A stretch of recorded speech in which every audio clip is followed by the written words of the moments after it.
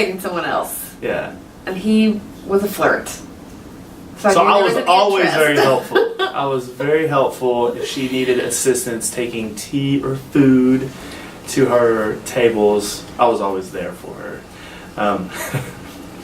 The interest started building mutually, I think. Mm-hmm. And then when my relationship ended, he was I was there when it ended that day.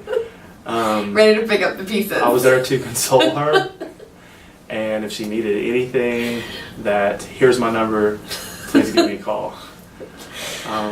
You need a friend to walk through this, and made sure my calendar was open, and it just so happened to be.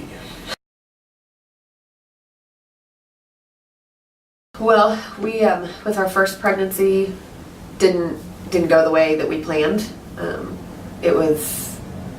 I wanted a natural birth, but I didn't know many options that I had for the natural birth other than a birth plan in a hospital. And I think anybody feels like when you have something set out in front of you that it's going to go exactly how you have planned. And it didn't. None of it did. So with Heath, I kind of did some research to what else our options were, and I had a friend who had a home birth, and I found our midwife also online. It was also the one that my friend had used, so gave her a call and met up with her and knew right away that she was the way we wanted to go.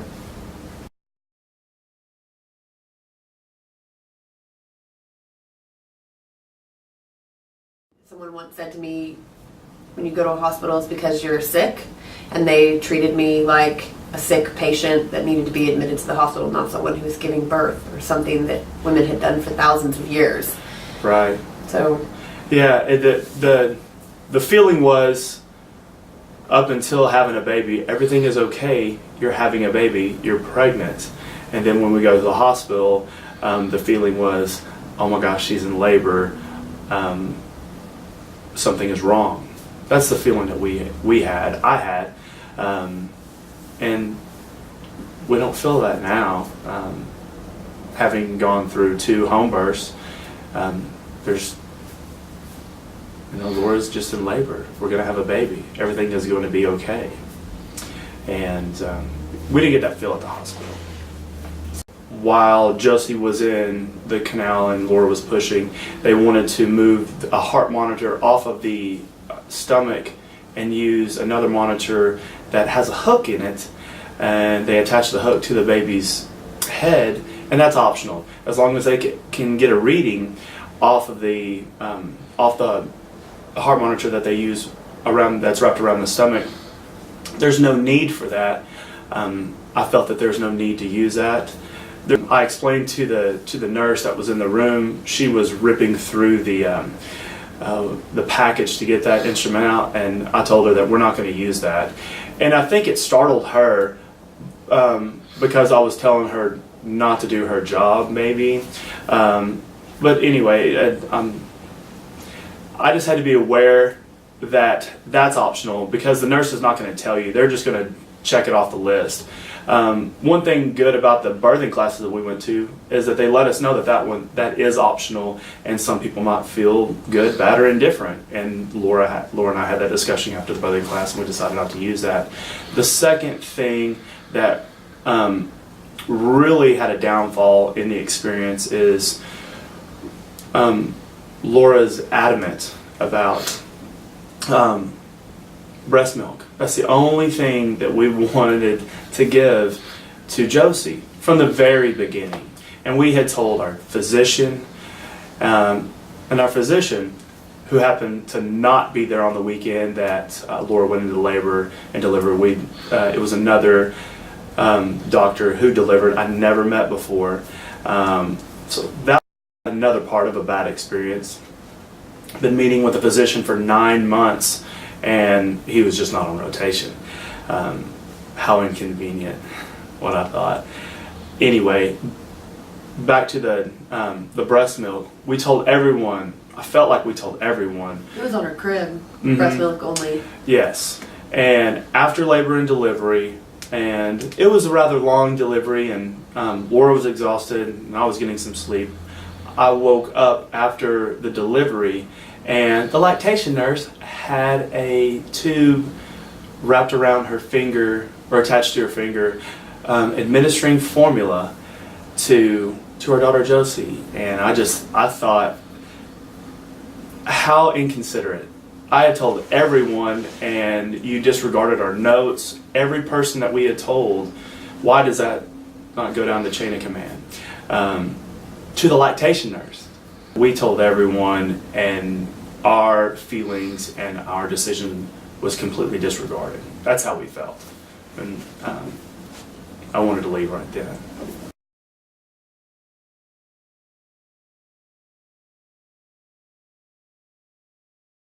Well, I called her and told her that I was pregnant and that we were looking at home birth and wanted to meet with her. And she said, well, I don't actually even need to see you until about 10 weeks, but if you just want to meet with me and, you know, get a good feel, then we'll set up something. So we went in and met her, and I think she had probably said like 3 or 4 sentences, and I knew that that's where it needed to be. I felt comfortable once we arrived, and I looked around in the environment at her office.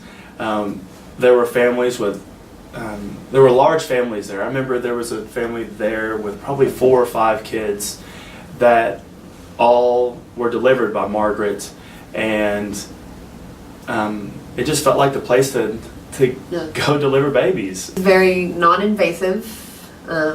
We saw her once a month. Like I said before, we didn't have to have an ultrasound. There was no, you know, the baby's heartbeat was good and I was healthy, and she checked my, you know, blood pressure and things were good, then we were good to go. My concerns going from hospital to a home delivery is just the what if factors. What if, you know, a C-section is needed, or if Laura goes longer than expected. And there's some preventive measures that Margaret explained to us at the 10-week level when we met her, and then, you know, to the 9-month. Well, and at the time that we had Heath, as many years as she had been practicing, there had only been a handful of times that she had had to take someone to the hospital, and she always knew when to make the call, and she had never had bad circumstances come out of that. So I wasn't worried. I think my biggest fear going in was knowing, at least with Josie in the back of my mind, I always knew that I could fall onto another method if I needed to. And with Heath, once I made the decision, that was it. And once I went into labor, that kind of went away. I mean, I just knew it was going to be smooth. And he was 17 days late, so yeah, it was a long pregnancy. But, you know, Margaret, even when I got to that late, she told me that I should, you know, go get an ultrasound just to make sure that everything was still intact, that he was still healthy, because if she did need to make the call that we would have to go to the hospital, we needed to know what was going on. And I set up an appointment for the following Monday to get an ultrasound, and he came on Saturday by himself. So it all worked out.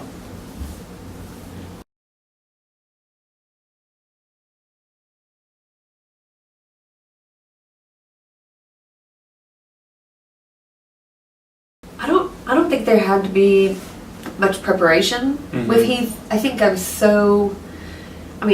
the hospital and said I will never go back.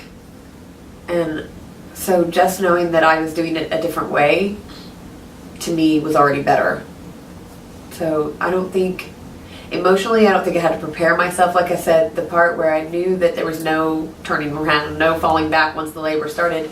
But once I got into my own place and started feeling my way with my labor, and I was allowed to walk around, and I was allowed to sit on my couch or go lay down in my bed or eat if I wanted to. Or have a glass of water and not eat ice chips. Yeah, there's just so much. That's more. just the convenience for Nice. them. Yeah, it is nice.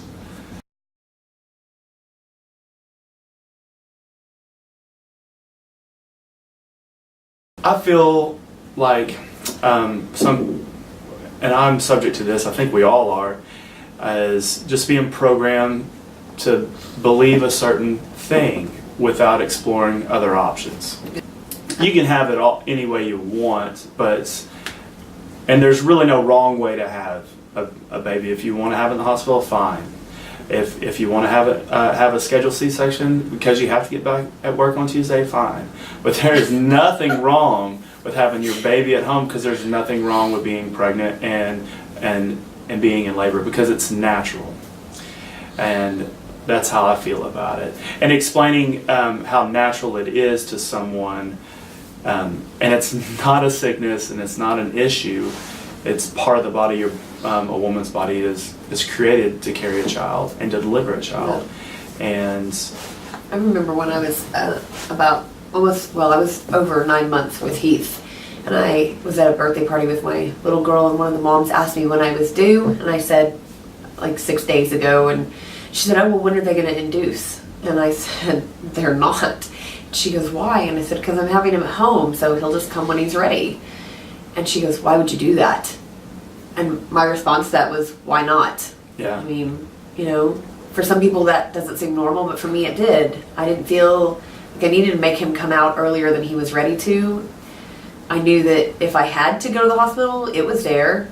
And if I need medical assistance, that's what I needed a hospital for. yeah. But to give birth, I didn't need medical assistance.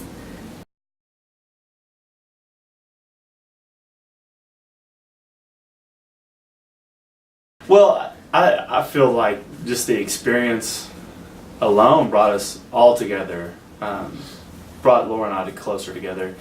I mean, how many people did we have there? At Oh, Heath's? maybe 10, 12? Yeah. We have a large family. So, for me, in the hospital, it was one of the things I hated was that I could only have 2 people. And how, with my family that I'm so close to, Yeah. who do I exclude from that? 2 people and a doctor we never met. Right. So at the house, I remember I asked my midwife, how many people am I allowed to have in? She said, well, this is your birth. You as long as no one's standing in front of me where, I need to get to you, Yeah. so you can have as many people as you want. And I was so excited that day. I called my mom and I was like, you guys can all be there. Yeah. And for me, it was good. The people talking to each other and keeping each other company took my mind off of what was going on, so I could get into a different place and not focus on what women lose themselves in the pain, and that's when things kind of go wrong, I think. Yeah. So It's a big support system. I mean, we're having a baby. It's a celebration. It's not we're having the flu. It's a celebration. Get over that. But we're having a baby. It happens every now and then. And Laura has 2 sisters, a family that is very supportive. So they all came over, and they hung out with us all evening into the early hours of the morning. 5 o'clock in the Talked, morning. had wine, had dinner. They got prepared with us like we were getting prepared. When it was time, Laura moved into the pool. We had a pool that was in our living room, a little inflatable child pool. And they all showed their support, They all cheered for us and rooted Laura on. And the experience alone for the whole entire family, and even our friends, Ron and Valerie, my mom, everyone was there. Matt was there. And for Heath, as soon as he was born, we had skin to skin. He wasn't whisked away to insert drops in his eyes or give him, take vitals, or I bonded with him. And then when I was ready to get up, you got him skin to skin. Mm-hmm. And then when we wanted to move to the bed, my family and his family were the first people to hold him, touch him, meet him. Margaret, our midwife, was probably one of the last people to hold him. Yeah. And that was only when she went to weigh him. Mm-hmm. I mean, it was very hands-on with the family. Yeah.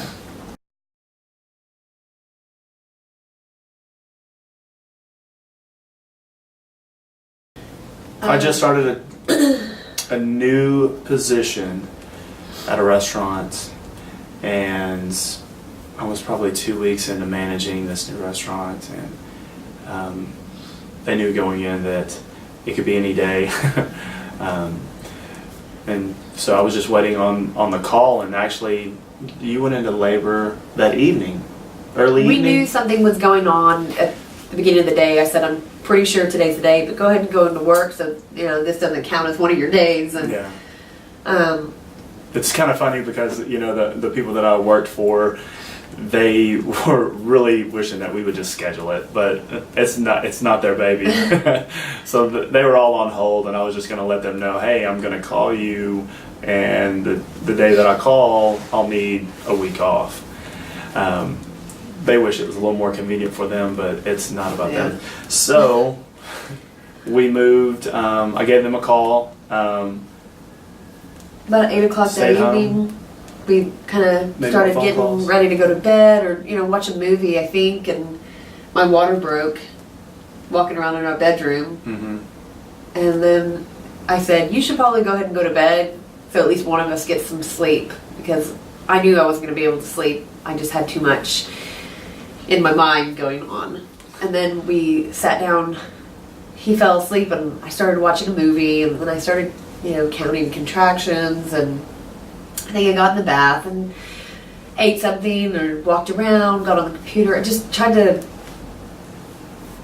be at ease. I just did whatever I wanted to do for a while. Mm-hmm. And then things kind of started really progressing around midnight, 1 o'clock, I think is when we called Margaret. And she said, you don't need to call me until contractions are 1 minute apart and they last for a minute long. And at that point they were still about 3 minutes apart, and I thought, oh, good grief. It's gonna be forever. So I think she came around 3 in the morning. And pretty soon after that I went into pretty hard labor. Pushed for maybe 30 or 45 minutes, and he was born at 5 o'clock in the morning. So really, it was in the pool in our living room, and then I got out and I laid in bed and I put Heath next to me. And I remember in the hospital I had Josie in bed with me, and the nurse came in and said, she cannot be in bed with you. And I said, this is the only way she is sleeping, and I haven't slept in 12 hours. So, all night, we were up all night with Josie, and they wouldn't let me have her in bed with us. So when I laid down with Heath, he was right next to me, and we all slept. Well, for about 2 hours. But I could have him where I wanted. Yeah. You were right next to me the whole time. Mm-hmm. Yeah, once Laura moved into the pool and Heath was showing signs of being delivered, I was right behind her. Holding Just my being hand. supportive, being, whatever, at the hospital I'd be feeding her ice chips, but behind I was just sitting behind her in the pool. Just whatever she needed, I was right there, but I was next to her once contractions started and she was needing to push, Yeah. Once my role was actually needed to be right next to her. I still had to deliver the placenta, which is, I think, about when you took Heath. And then we just kind of sat there for a little bit and just let things kind of take its natural course. We didn't rush anything. Wasn't immediately, you had to cut the cord. It was just, when I was ready to get out of the birthing pool, we started, progressing, and then we cut the cord, and I just did what I was instructed on the cord. Sometimes I just need instructions. So. And then you had your little moments with him. I wanted to get in the shower, and you and him got to hang out for a while. We've been kicking it ever since.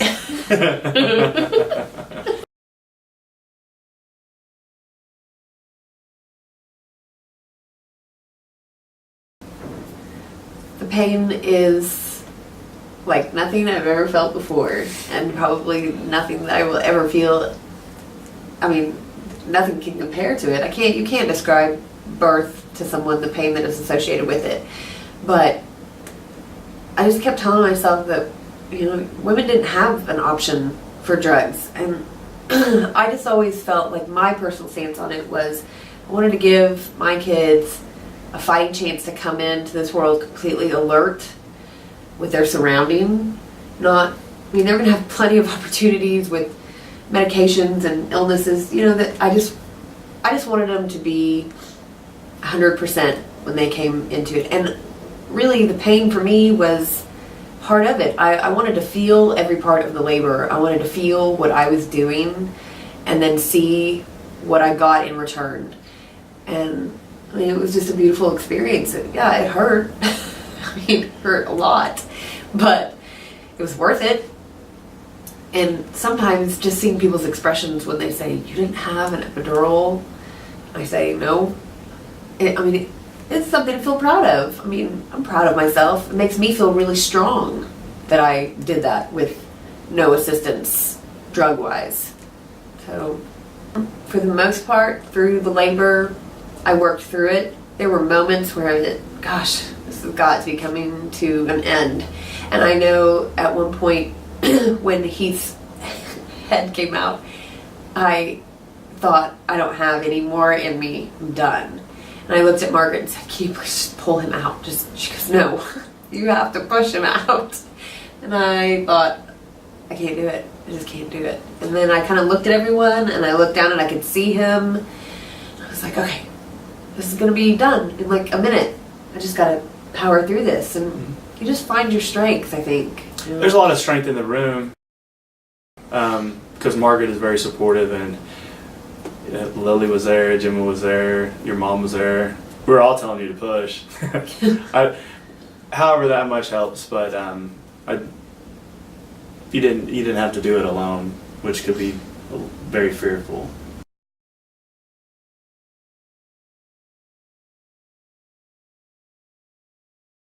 I was just really excited. I mean, Heath's birth was pretty smooth for the most part. I mean, there was no hiccups, no hang-ups, no worry moments. He came out screaming, 10 fingers, 10 toes, nice color. You know, he was pretty easy birth and Good looking dude. Yeah. Came out all right. And big baby, 9 pounds. Everyone was really excited. Everyone had been anticipating it. Like I said, he was 17 days late, so it was. We were all ready to meet him.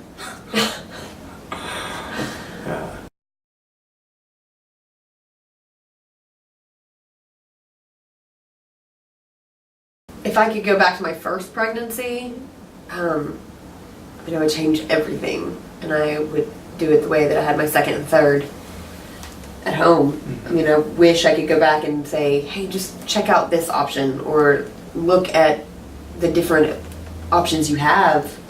I knew what kind of birth I wanted, and I knew I didn't want drugs, and I wanted minimal invasion.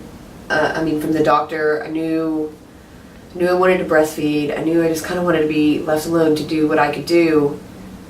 I just didn't know that I didn't know about home birth. I mean, I think I'd heard little bits about it, but once I had invested with my doctor, I thought, well, that's the route we're going.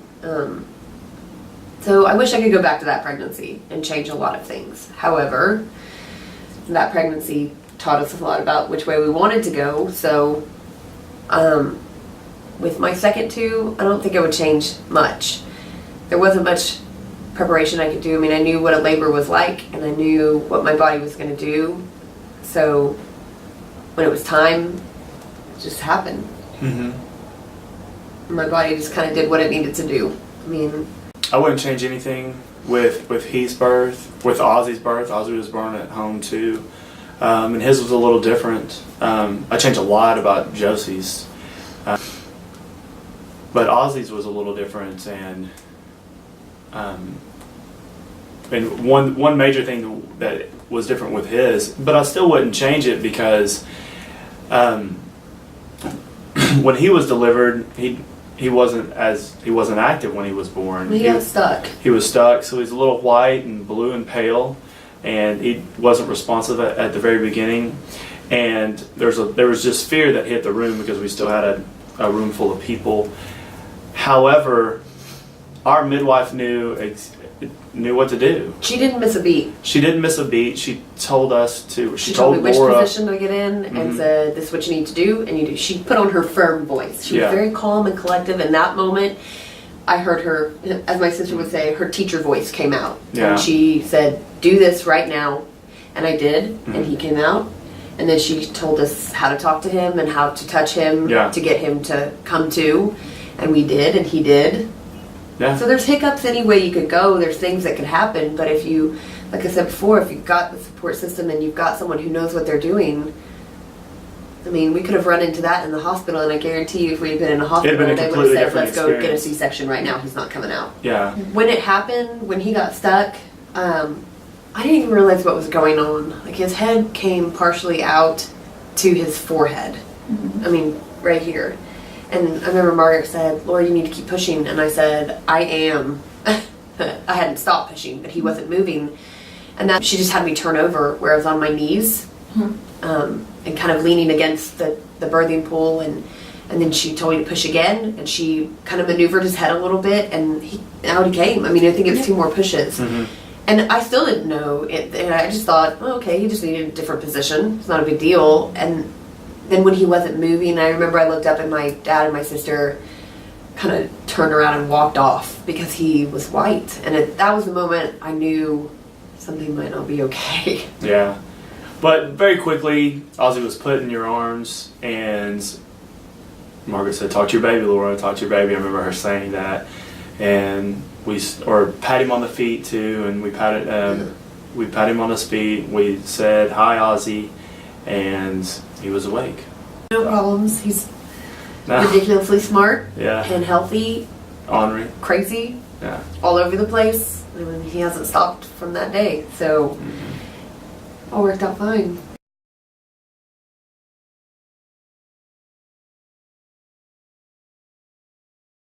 It's all right. You just didn't know. You know, you It didn't know doesn't that there mean was an that they weren't alternative. strong. Yeah. It just means that that's something that made me feel strong. Yes. Right, too, because maybe someone, for medical reasons, couldn't do it.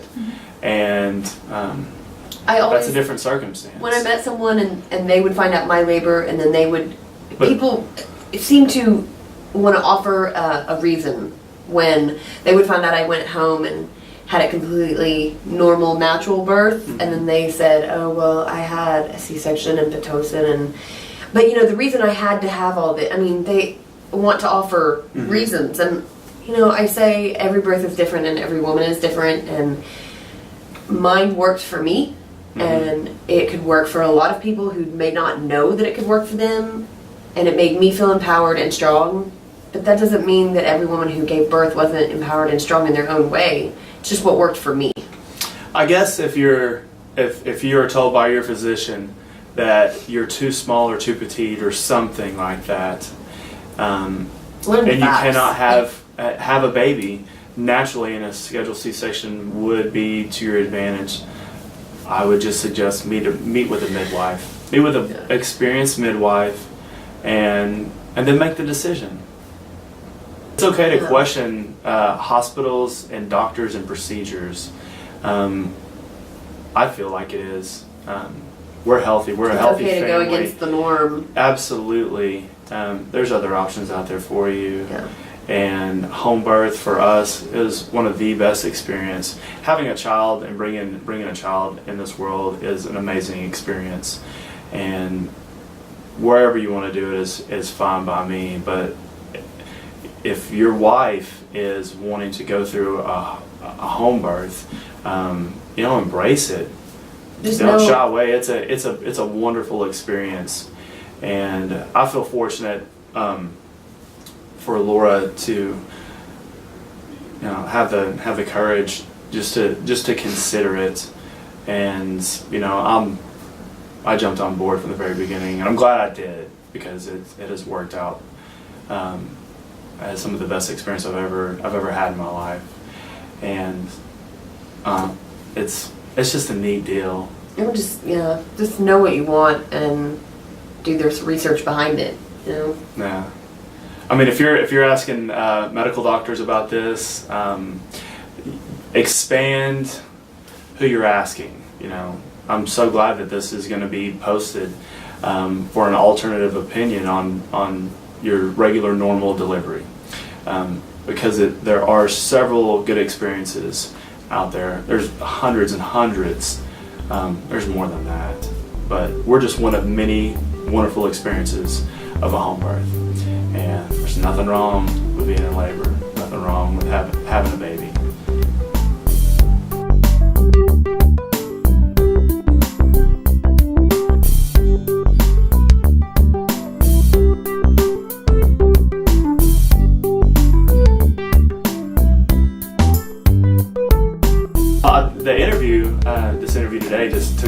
down memory lane, which is neat because we want to have another child, and it just gets me kind of fired up on the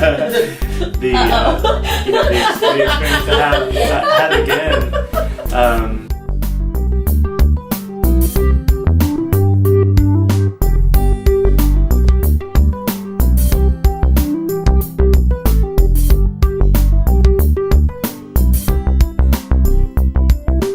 With the boys, I mean, Josie was 7 pounds 14 ounces. She was my smallest. Heath was 9 and Ozzy was 9.5. And their labors were far easier than hers. Ozzy was 10.